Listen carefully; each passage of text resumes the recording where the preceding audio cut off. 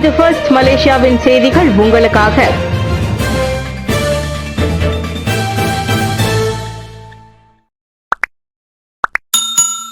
வரலாறு மீது குறைந்து வரும் ஆர்வம் நாட்டின் வளர்ச்சியை பாதிக்கக்கூடும்.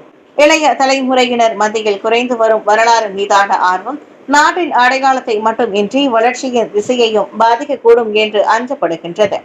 வரலாறு பற்றிய புரிதல்களின்றி மேற்கத்திய சிந்தனையால் எளிதில் கவரப்பட்டு சொந்த நாகரிகத்தை மறந்து விடுவதற்கான சாத்தியங்கள் இருப்பதாக பிரதமர் டாக்டர் ஸ்ரீ அன்வார் இப்ராஹிம் கூறினார்.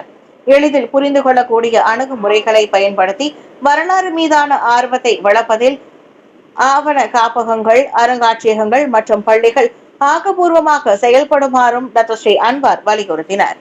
இன்றைய தலைமுறையினர் எதிர்கொள்ளும் பல பிரச்சனைகளால் உண்மையில் பதற்றமும் கவலையும் ஏற்படுகின்றது. வலுவான வாசிப்பு பழக்கம் உட்பட வரலாற்றில் வளர்ந்து வரும் ஆர்வம் இவை சரியான முறையில் இல்லை என்பதற்காக அறிகுறிகளாக எனக்கு தெரிகின்றது. புதிய தொழில்நுட்பங்கள் மற்றும் இலக்கவியல் மாற்றம் மீதான அழுத்தத்தை நாம் குறைக்க வேண்டும் என்று அர்த்தமல்ல. ஏஐ, கணிதம் மற்றும் பொறியியல் அது மிகவும் முக்கியம். ஆனால் நாம் மனிதர்கள் தானே.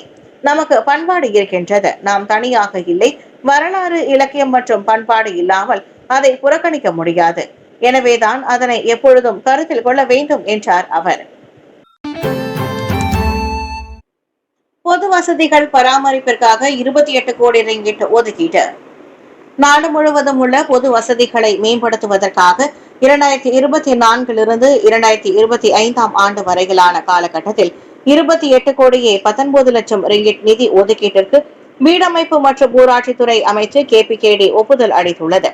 பொது கழிப்பறைகள், பல்நோக்கு மண்டபங்கள் மற்றும் பொழுதுபோக்கு வசதிகளை பராமரித்து மேம்படுத்தும் பணிகள் உட்பட பொது வசதிகளின் கீழ் 1730 திட்டங்கள் இந்த ஒதுக்கீட்டில் அடங்கும் என்று அதன் அமைச்சர் ஞாங்கோர் மீன் தெரிவித்தார். JKD வழியாக அமைச்சர் நாடு முழுவதிலும் 156 ஊராட்சி துறைக்கு சிறிய BP.1 திட்டங்களுக்கான ஒதுக்கீடுகளையும் வழங்குகிறது.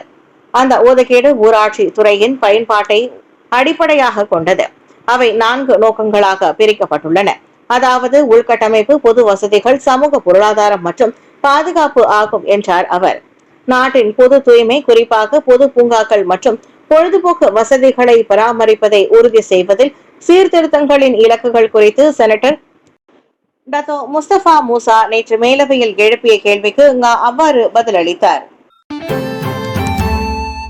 நேபாளத்தில் பெரிய அளவில் அரசுக்கு எதிராக ஆர்ப்பாட்டம். 16 பேர் பலி, 100க்கும் மேற்பட்டோர் காயம். நேபாள தலைநகர் காத்மண்டுவில் அரசாங்கத்திற்கு எதிராக நடைபெற்ற பெரிய அளவிலான ஆர்ப்பாட்டத்தில் மரண எண்ணிக்கை 16ஆக உயர்ந்துள்ளதோடு காத்மாண்டு மட்டுமின்றி சுற்றுலா மையமான பொக்ரா உட்பட நாட்டின் பல பகுதிகளில் கலவரம் பதிவாகியுள்ளது. ஆர்ப்பாட்டக்காரர்களுக்கும் போலீசிற்கும் இடையே மோதலில் 100க்கும் மேற்பட்டோர் காயமடைந்ததாக அறிவிக்கப்பட்டது. லஞ்ச ஊழலுக்கு எதிராகவும் முகநூல், இன்ஸ்டாகிராம், வாட்ஸ்அப் உட்பட பல்வேறு சமூக வலைதளங்களுக்கு விதித்த தடையை எதிர்த்து அரசாங்கத்திற்கு கடுமையாக எதிர்ப்பு தெரிவிக்கும் வகையில் மக்கள், குறிப்பாக இளைஞர்கள் ஆர்ப்பாட்டத்தில் ஈடுபட்டதை தொடர்ந்து காத்மண்டுவில் ராணுவமும் பரவலாக நிறுத்தி வைக்கப்பட்டுள்ளது. ஆர்ப்பாட்டக்காரர்கள் நாடாளுமன்ற நுழைவாயிலை சேதப்படுத்தினர். நாடாளுமன்ற கட்டிடத்திற்கு உள்ளேயும் துப்பாக்கி சூட்டு சத்தம் கேட்டதாக கூறப்படுகிறது. கோபமடைந்த ஆர்ப்பாட்டக்காரர்கள் ஊரடங்கு கட்டுப்பாட்டையும் மீறி நாடாளுமன்றத்திற்கு வெளியே நுழைந்த போது அவர்களுக்கும் போலீசிற்கும் இடையே மோதல் கடுமையானது. ஆர்ப்பாட்டக்காரர்களை கலைப்பதற்காக தண்ணீர் அடிக்கப்பட்டதோடு கண்ணீர் புகை குண்டுகள் மற்றும் ரப்பர் தோட்டங்களையும் போலீசார் பயன்படுத்தினர். பதிலுக்கு ஆர்ப்பாட்டக்காரர்களும் மரக்கட்டைகள், நீர் போத்தல்கள் ஆகியவற்றை போலீஸ்காரர்கள் மீது எரிந்ததோடு அரசாங்கத்திற்கு எதிரான கோஷங்களையும் எழுப்பினர். ஆர்ப்பாட்டக்காரர்களில் சிலர் நாடாளுமன்ற வளாகத்தில் புகுந்தனர். அமைதியின்மையை தொடர்ந்து காத்மண்டு நிர்வாகம் அலுவலகம் பல இடங்களில் ஊரடங்கை நீடித்தது. ஜாரா கைரினா சான்றுகளை சமூக ஊடகங்களில் பகிராது நீதிமன்றம் எச்சரிக்கை. ஜாரா கைரினா மகாதீரின் மரணம் தொடர்பான விசாரணையில் சமர்ப்பிக்கப்பட்ட வழக்கு தொடர்பான பொருட்கள் அல்லது சான்றுகளை பொதுமக்கள் சமூக ஊடகங்களின் வழியாக பகிரவோ அல்லது வெளியிடவோ கூடாது என்று மரண விசாரணை நீதிமன்றம் எச்சரிக்கை விடுத்துள்ளது. அது தொடர்பாக புகாரை பெற்ற பின்னர் அந்த எச்சரிக்கையை விடுத்த சபா மரண விசாரணை அதிகாரி அமிர்ஷா அமீர் ஹசான் அத்தகைய செயல் நீதிமன்றத்தை அவமதிப்பதாக கருதப்படலாம் என்றும் சுட்டிக்காட்டினார். சாராவின் மரணம் தொடர்பான விசாரணை 3வது நாளாக நேற்று தொடர்ந்தது. காலை நடைபெற்ற வழக்கு விசாரணையின் போது அது குறித்த சில சான்றுகள் அமல்படுத்தப்பட்டுள்ளதாக அமித்ஷா தெரிவித்தார். அந்த விவகாரம் தொடர்பில் அமலாக்க தரப்பினர் நடவடிக்கை எடுக்கலாம் என்றும் அவர் கூறினார். ஸ்லாங்கூர் பெட்டலிங் ஜெயாவில் உள்ள மலேசிய வேதியியல் துறையின் தடயவியல் அறிவியல் பகுப்பாய்வு மையத்தின் ஆவண பரிசோதனை பிரிவின் பரிசோதகரான 44 வயது நூருல் அதிகா முகமது நோ என்பவரின் வாக்குமூலத்தை நீதிமன்றம் செவிமடுத்தது. 4 பயிற்சி நூல்கள், 2 பாட புத்தகங்கள் மற்றும் 15 தாள்கள் வைக்கப்பட்டிருந்த 21 கைப்பைகளை தமது தரப்பு பெற்றதாக நூருல் அதிகா கூறினார். நீர்ப்பாசனம் முக்கியமான உள்கட்டமைப்பாக அது அங்கீகரிக்கப்பட வேண்டும். சாபு பருவநிலை மாற்றம் மற்றும் அதிகரித்து வரும் உலகளாவிய நீர் தேவையை எதிர்கொள்ளும் போது நீர்ப்பாசனம் இன்றியமையாத ஒன்றாக இருப்பதால் உணவு பாதுகாப்பு, அமைதி மற்றும் செழிப்புக்கு ஒரு முக்கியமான உள்கட்டமைப்பாக அது அங்கீகரிக்கப்பட வேண்டும். நீர்ப்பாசனம் என்பது கடந்த காலத்தின் வழக்கற்று போன நடைமுறை அல்ல, மாறாக எதிர்காலத்திற்கான முதன்மை தேவையாக உள்ளதாக விவசாயம் மற்றும் உணவு உத்தரவாத அமைச்சர் டாக்டர் ஸ்ரீ முகமது சாபு தெரிவித்தார். தற்போதைய போக்குகள் தொடர்ந்தால் 2030ஆம் ஆண்டுக்குள் உலகளாவிய நீர் தேவை விநியோகத்தை 40 விழுக்காடு அதிகமாக இருக்கும் என்று கணிக்கப்பட்டுள்ளது. இந்த படத்தில் நீர்ப்பாசனம் என்பது கடந்த காலத்தின் வழக்கற்று போன நடைமுறை அல்ல, மாறாக நீர்ப்பாசனம் நமது எதிர்காலத்தின் முதன்மை தேவையாக உள்ளது. இந்த உண்மையை கருத்தில் கொள்ளுங்கள். உலகின் சாகுபடி செய்யப்பட்ட நிலத்தில் 20 விழுக்காடு பாசன வசதி பெறுகிறது. இருப்பினும் அது உலகின் 40 விழுக்காடு உணவு உற்பத்தி செய்கிறது என்றார் அவர். சிகாமட் மற்றும் பத்துபஹாட் மாவட்டங்களை நிலநடுக்க பேரிடர் மண்டல வரைபடத்தில் இணைக்க பரிந்துரை. வரும் காலங்களில் நிலநடுக்கம் ஏற்படுவதற்கான சாத்தியங்களை கருத்தில் கொண்டு சிகாமட் மற்றும் பத்துபஹாட் ஆகிய மாவட்டங்களை மலேசிய நிலநடுக்க பேரிடர் மண்டல வரைபடத்தில் இணைக்க மத்திய அரசாங்கம் பரிந்துரைக்கிறது. அவ்விரு மாவட்டங்களின் பாதுகாப்பு அம்சங்கள் மற்றும் கட்டிட வடிவமைப்புகள் ஆகியவற்றை உறுதி செய்ய இப்பரிந்துரை முன்வைக்கப்பட்டிருப்பதாக பொதுப்பணித்துறை அமைச்சர் டாக்டர் ஸ்ரீ அகமது மஸ்லான் தெரிவித்தார். பேரிடர் மண்டல வரைபடத்தை புதுப்பிக்கும் நடவடிக்கை நிலநடுக்கங்களை தாங்கக்கூடிய உயர்தர கான்கிரீட் மற்றும் இரும்புகளை பயன்படுத்தி அப்பகுதியில் உள்ள அனைத்து மேம்பாட்டு திட்டங்களையும் வடிவமைக்க அனுமதிக்கும் என்றும் அவர் கூறினார். 12வது மலேசிய திட்டத்தின் முதல் கட்டத்தில் இருந்து 5ஆம் கட்டம் வரை அரசாங்க கட்டிடங்கள் மற்றும் பாலங்கள் வடிவமைப்புகளில் நிலநடுக்கத்தின் கூறுகள் மற்றும் தளங்கள் அடிப்படையிலான வடிவமைப்பு ஆகியவை கருத்தில் கொள்ளப்பட்டன. பேரிடர் வரைபடத்தின்படி இடம் உள்ளது என்றார் அவர். நேற்று சிகாமட் பொதுப்பணித்துறை JKR ஏற்பாடு செய்த நிலநடுக்கம் குறித்த விளக்கமளிப்பு கூட்டத்தில் கலந்து கொண்ட பின்னர் அகமது மஸ்லான் செய்தியாளர்களிடம் தெரிவித்தார்.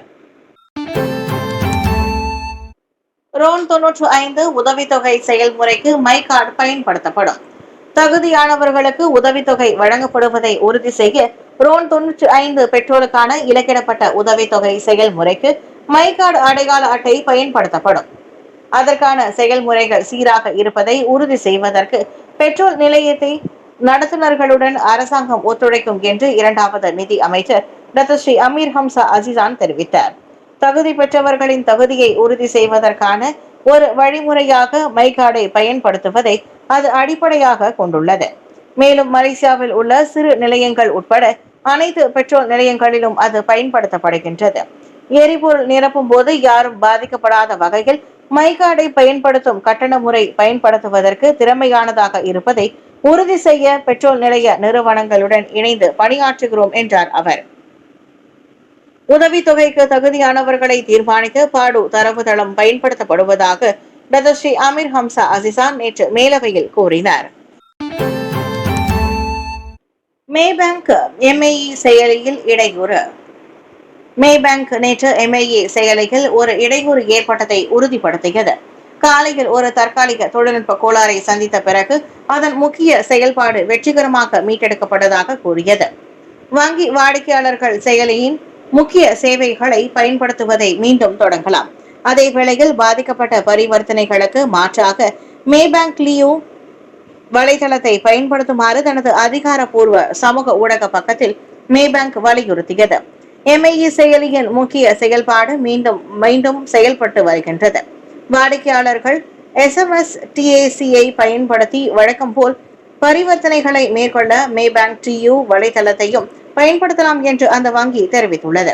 அனைத்து சேவைகளையும் விரைவில் முழுமையாக மீட்டெடுக்க அதன் குழு தீவிரமாக செயல்பட்டு வருவதாக அதன் பொருளாளர் உறுதியளித்துள்ளது. இந்த செயலிழப்பு MIE செயலிகள், சில பில் செலுத்துதல் மற்றும் பண பரிமாற்ற செயல்பாடுகள் உட்பட பல அம்சங்களை பாதித்தது. செகாமட் நிலநடுக்கம் சேதமடைந்த அரசு கட்டடங்களை சரி செய்ய 5,50,000 ரிங்கிட் தேவை. அகமது மஸ்லான். ஜொஹோர் செகாமட்டில் அண்மையில் ஏற்பட்ட வலுவற்ற சில நிலநடுக்கங்களில் 15 அரசு அலுவலக கட்டிடங்கள் சிறிய அளவிலான சேதங்களை சந்தித்துள்ளன.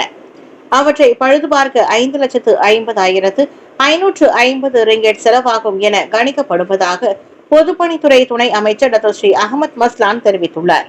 இவ்வேளையில் தனியார் குடியிருப்புகளில் சிறிய பழுது ஏற்பட்டதாக கூறி 62 புகார்களும், பள்ளிவாசல்களில் சிறிய சேதம் ஏற்பட்டதாக 2 புகார்களும் பெறப்பட்டுள்ளதாகவும் அவர் கூறினார்.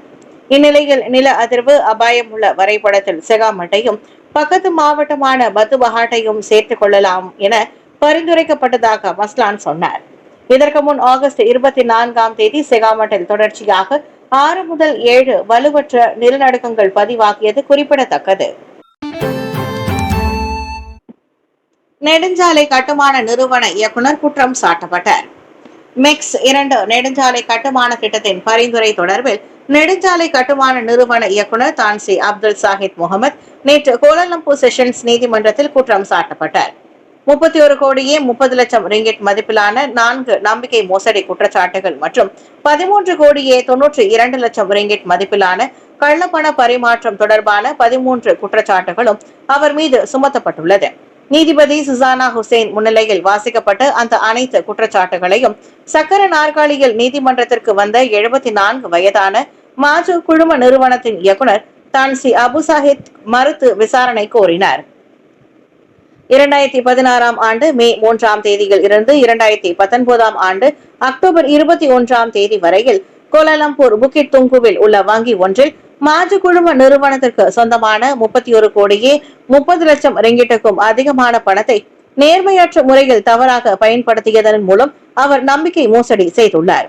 குற்றவியல் சட்டம் செக்ஷன் 409 கீழ் குற்றம் நிரூபிக்கப்பட்டால் 2 ஆண்டுகளுக்கும் குறையாத மற்றும் அதிகபட்சம் 20 ஆண்டுகள் வரையிலான சிறை தண்டனை, பிறம்படி மற்றும் அபராதம் விதிக்கப்படலாம்.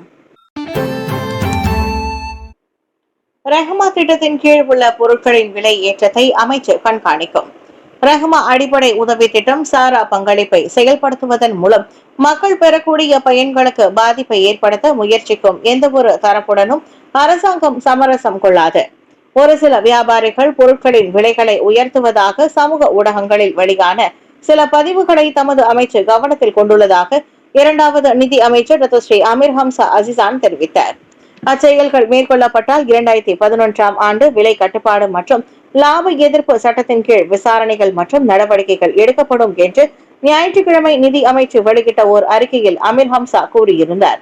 புகார்களை விசாரிக்கும் அதே வேளையில் சிறப்பு விலைகளை வழங்கும் மளிகை மற்றும் பல்பொருள் அங்காடி கடைகளின் முயற்சியையும் மடானி அரசாங்கம் பாராட்டுகிறது.